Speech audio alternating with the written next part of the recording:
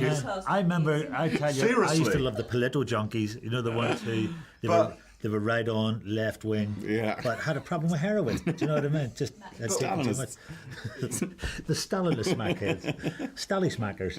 we're good. Sorry to cut off the film. No, I'm ready to start absolutely. when you are. Good to see you guys. Congratulations on the film. Thanks, man. Could we start? Tell us about the film. Tell us about what we're going to see on screen. Do you want me to take this one? Do it. Right, it's set in 1978. Two Irishmen are over there to do a gun deal. Bree is the go-between and brings Army and Sharlto as the ones with the guns. So everything's going smoothly, and then something goes wrong. Without giving too much of the plot away, something goes wrong, and we're now in a big 90-minute shootout or 80-minute shootout, and so it's a fight for survival, really. And where are they meeting? Where is it? Because it's kind of crucial. It's a warehouse. The setting, isn't it? Yeah, it's a warehouse in Boston, in Chicago, in Boston, 1978. Did I say Chicago? No, Boston. No, Boston. Boston, 1978. It just happens to be in this warehouse. Right. So you're in this confined space, and you guys are filming there, and all the action takes place just on the outside, and then mostly inside. Yeah. I think there's one scene outside. Yeah, the beginning. The beginning when we meet Army, and then we walk in, and it all happens in there. Because we've all been shot, there's no great quick escape. So everybody's trying to get out, but everybody's been wounded as well.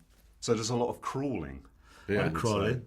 How much crawling did you do? Oh, as much as it needed. Crawling for Ireland. Crawl for Ireland. Yeah. If there's going to be a new discipline in the Olympics, I think you and I could do Straight in. double crawl, the double crawl team. The choreography must have been kind of essential, because watching it's just a blast. But I just wondered how long it takes to plan those kind of scenes. Well, I remember when we sort of did a walk around with Ben at the beginning, all of the cast, and we met all the crew and the production designer and cameraman and everything, and you could see how everything was meticulously planned out and storyboarded, and you could see just like they had each of the gun battles, where the trajectory of the bullets would be and how they would cover that, and so it was meticulous. Now, having said that, when it kicked off, it was like all bets are off, but in order to cover that, for an edit, it's very, very tricky, and to each of us have to sort of know where we are in that environment the whole time, for the audience to know where they are in the environment the whole time. So it was really meticulously planned from the beginning. And also it was a big enough space so they didn't have problems with trying to fit the cameras in.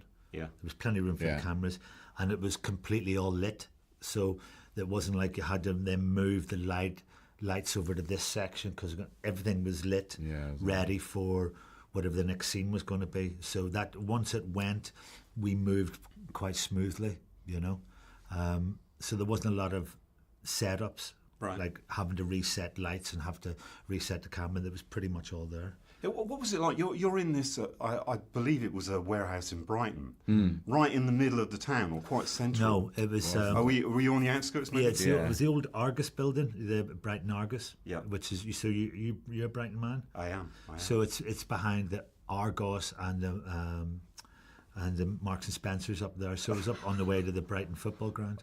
I just kind of love that sort of, you're inside this place creating this world of 1970s Massachusetts, and outside there's a supermarket next door, and which we frequented. Did you? Yes. In full costume. Yeah. Could they hear you? It's like Blazing Saddles, it all just blends into the next studio. And it's amazing. You can go into Marks and Spencer's in any state, and they just don't bother looking. That's the way they're highly trained. Wounds here, and really dressed like that. Yeah. Went in and got myself some nuts. Was it? It's huge fun to watch. Is it as much fun to make something like that? Yeah. Yeah. Yeah. It's Why? as much fun. It's probably more fun doing it as watching it, in the sense of you're spending longer. Watching a film's great, it's 90 minutes. Making a film that you're really, really enjoying, you don't want it to end. What's every element of it, the storyline, the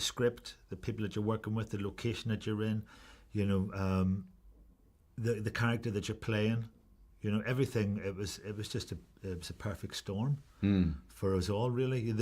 At no stage did I think, God, I wish I had your character, or I wish I had more. You know, I really loved being Frank, you know, and I loved watching everybody else being their characters. You know, it was such a joy.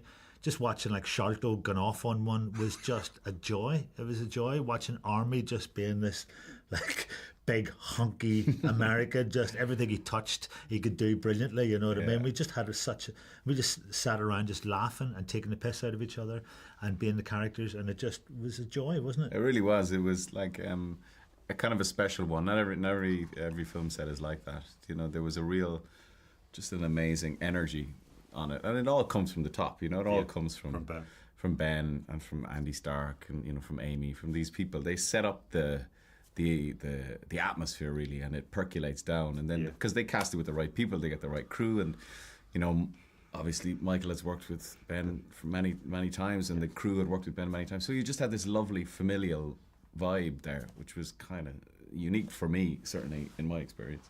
I love the trust. There's a thing of you know, I love that trust when you know you're in a good production, because everybody's there for the common good.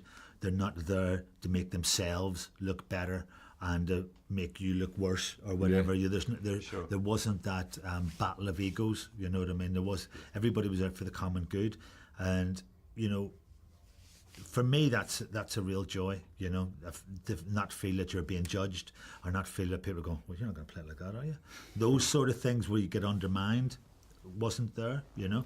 And there was a couple of times where I didn't hit the mark, and because Laurie Rose, who's the amazing DOP, who I love very much, and Bobby Entwistle, who's the sound guy, who I love very much, you'd be there and you do a bit and you go, was that all right? And you go, no, I did a wee bit. And you go, all right, good. So that's, you know, whereas somebody who doesn't give a damn about it is going to move on, and as it moves on you go, oh, I could have done that a bit better, you know. Those moments didn't happen, you know. Gents, thank you very much. Thank you very much. Thanks very much.